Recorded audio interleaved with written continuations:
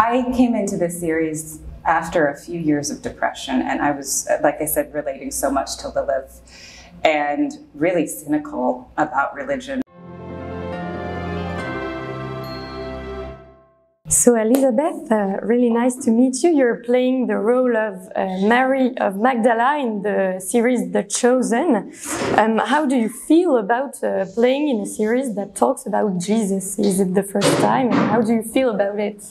I don't think it's my first faith-based project, but it is definitely like the most impactful on me. I'd never seen Mary Magdalene written in this type of way. She's always been someone who I think everyone already knows her as a saint, and the way The Chosen has written her is we're introduced to her when she is at the lowest depths of despair. She's suicidal, she's dealing with trauma and PTSD and alcoholism, and so there were a lot of things there that I was relating to, so it was very unexpected for me to see her written like this, and she's just a very fleshed out human that I'm starting to have a deeper and deeper relationship with.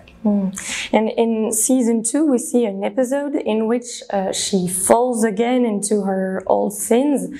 It's not in the Gospels, but why is there this episode, and what does it tell us?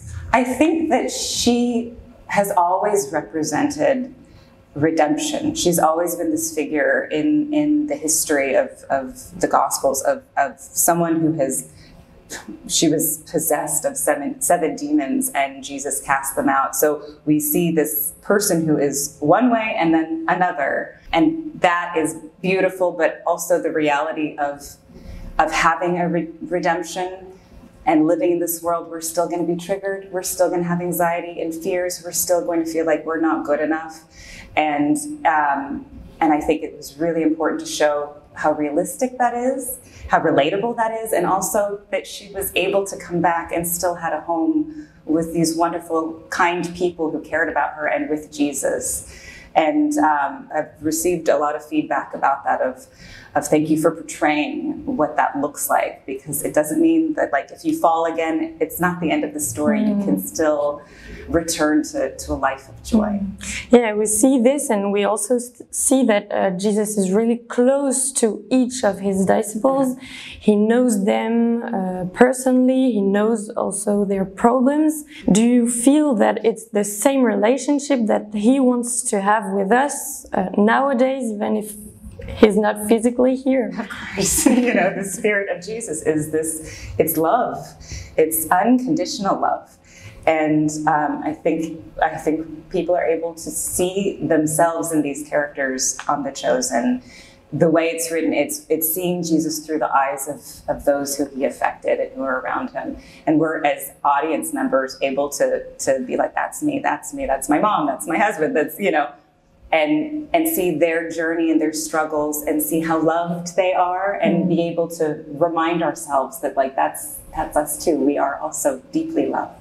Do you also have stories about people who were touched by the series and that you know or that you heard? Sure. I mean, there are people that write to us, and I get messages from people saying, I identify so much with Mary.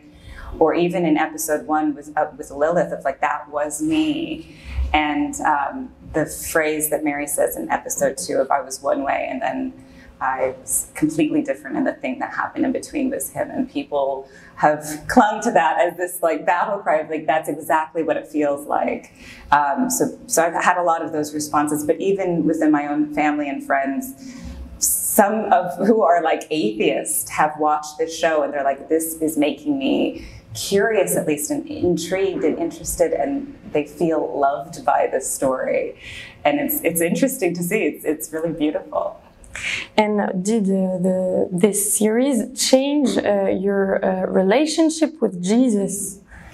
I came into this series after a few years of depression, and I was, like I said, relating so much to Lilith and really cynical about religion, really cynical about just about everything. And this show has renewed this sense of joy and hope and humanity and God. It's opened the world up. It's also opened my heart up. and I'm feeling closer and closer to the love that Jesus provides. Thank you very much, Elizabeth.